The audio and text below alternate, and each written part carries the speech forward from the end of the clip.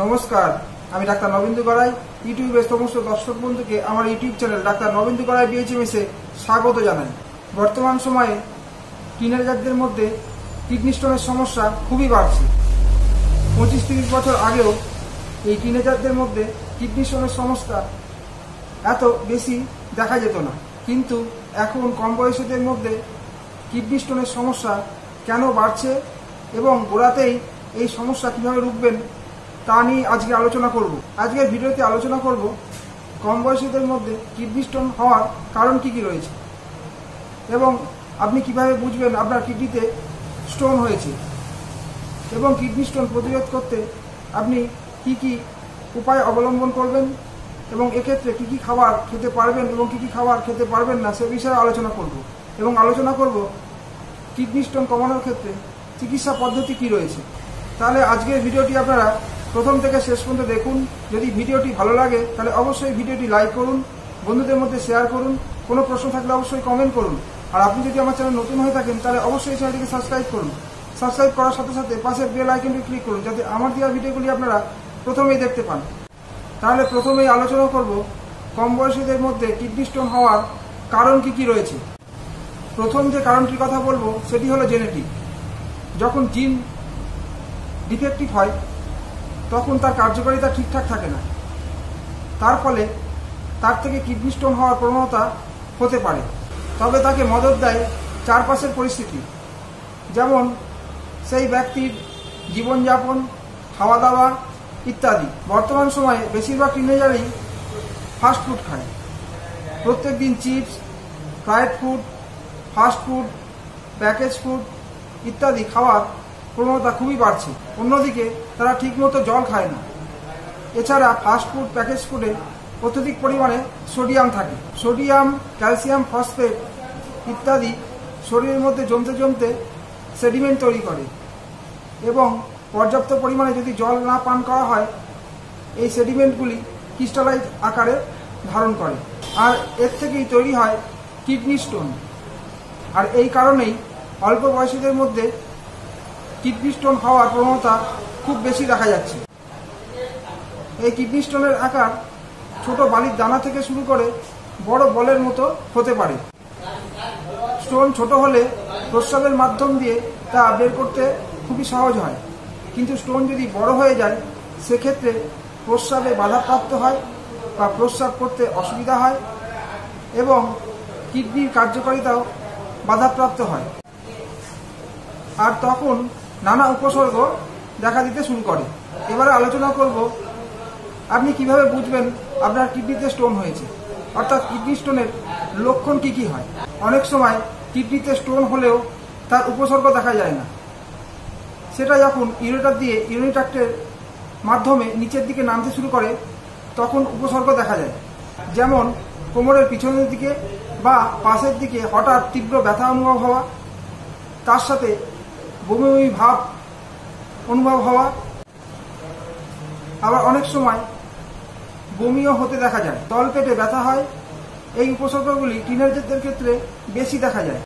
প্রস্রাব করার সময় অনেক সময় জ্বালা অনুভব হতে পারে বা ব্যথা অনুভব হতে পারে, আবার অনেক সময় প্রস্রাবের সাথে রক্ত বেরিয়ে আসতে পারে।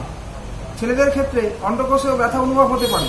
এক্ষেত্রে জ্বর এবং ইউরিনারি ট্র্যাক্ট ইনফেকশন বা ইউটিআই হওয়ার প্রবণতা খুব বেশি পরিমাণে দেখা যায়। এই প্রসঙ্গে বলে রাখি, অনেক সময় দেখা যায় যে স্কুল পড়ুয়া মেয়েরা তারা স্কুলে গিয়ে টয়লেটে যেতে চায় না। তাদের ধারণা যে তাদের টয়লেট থেকে ইউটিআই হওয়ার সম্ভাবনা তৈরি হয় বা ইউটিআই হতে পারে, কিন্তু বিষয়টি ঠিক উল্টো। তারা স্কুলে যায়, তারা ঠিকমতো জল খায় না বা পর্যাপ্ত জল পান করে না এবং প্রস্রাব বা টয়লেট চেপে রাখে, আর সেক্ষেত্রেই তৈরি হয় ইউটিআই বা ইউরিনারি ট্র্যাক্ট ইনফেকশন। আর গরমকালে যদি পর্যাপ্ত পরিমাণে জল না খাওয়া হয় সেক্ষেত্রে আমাদের শরীরে ক্যালসিয়াম, সোডিয়াম, ফসফেটের মতো মিনারেলস যা আমাদের কিডনির মধ্যে সেডিমেন্টের মতো জমতে থাকে এবং তা শরীরের বাইরে জলের অভাবে বেরোতে পারে না। এক্ষেত্রে জলের অভাবে এই সেডিমেন্ট পাথরের আকার ধারণ করে। তাই স্কুল জীবন থেকেই বাচ্চাদের টয়লেটে যাওয়া এবং পর্যাপ্ত পরিমাণে জল খাওয়ার অভ্যেস তৈরি করতে হবে। এবারে জেনে নেব আমরা এই কিডনি স্টোনকে কিভাবে প্রতিরোধ করতে পারি। জেনে নেব এক্ষেত্রে আমরা কি কি খাবার খাবো এবং কি কি খাবার খাবো না। আমাদের পর্যাপ্ত পরিমাণে জল খেতে হবে, 3 থেকে 4 লিটার জল অবশ্যই খেতে হবে। তার সাথে ফলের রস, স্যুপ জাতীয় খাবার ইত্যাদি খেলে কিডনির মধ্যে যে সেডিমেন্ট তৈরি হয় তা প্রস্রাবের মাধ্যম দিয়ে তা বাইরে বের করে দেবে। এটা মনে রাখতে হবে যে গরমকালে জল বেশি খেলেও আমাদের মূত্রের পরিমাণ অনেকটাই কমে যায়। কারণ হচ্ছে এই সময় শরীর থেকে ঘাম আকারে জল বেরিয়ে যায়।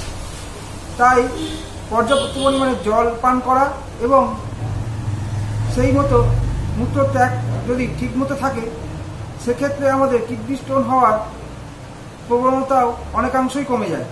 খাবারে নুনের পরিমাণ কমিয়ে দিতে হবে, বিশেষত package food, fried food, fast food, chips ইত্যাদি খাবার একেবারেই কমিয়ে দিতে হবে। তার বদলে বেশি করে খেতে হবে সবুজ শাকসবজি, ফল ইত্যাদি। অনেকেই নিয়মিত ক্যালসিয়াম সাপ্লিমেন্ট খান এবং সন্তানকেও খাওয়ান। এই চিকিৎসকের পরামর্শ ছাড়া ক্যালসিয়াম সাপ্লিমেন্ট খাওয়া একেবারেই বন্ধ করে দিতে হবে। কারণ ক্যালসিয়াম যদি শরীরে বেশি যায় সেক্ষেত্রে এই ক্যালসিয়াম কিডনির মধ্যে সেডিমেন্ট আকারে জমা হয়ে পাথর আকার নিতে পারে। এবারে জেনে নেব কিডনি স্টোন কমানোর ক্ষেত্রে চিকিৎসা পদ্ধতি কি কি রয়েছে। বেশিরভাগ কিডনি স্টোনই হোমিওপ্যাথিক মেডিসিনের মাধ্যমে তা প্রস্রাবের মাধ্যমে তা বাইরে বের করে দেওয়া যায়। এক্ষেত্রে আমি কিছু হোমিওপ্যাথিক মেডিসিনের নাম বলবো যেগুলি কিডনি স্টোন কমানোর ক্ষেত্রে খুবই ভালো কাজ করে। প্রথম যে মেডিসিনটির নাম বলবো তার নাম হলো বারবেরিস ভালগারিস। এরপরে যে মেডিসিনটির নাম বলবো তা হলো সারসাপারিলা। এছাড়া রয়েছে অসিমাম ক্যান্থারিস, লাইকোপোডিয়াম ইত্যাদি। কিডনি স্টোন কমানোর ক্ষেত্রে খুবই কার্যকরী হোমিওপ্যাথিক মেডিসিনের সম্বন্ধে ভিডিও আমার ইউটিউব চ্যানেলে আপলোড করা রয়েছে, সেগুলি আমি আমার ডেসক্রিপশন বক্সে দিয়ে দিচ্ছি, আপনারা দেখে নিতে পারেন। তাহলে খাবারের অভ্যাস বদলালেই এই ধরনের সমস্যার সম্মুখীন হতে হয় না।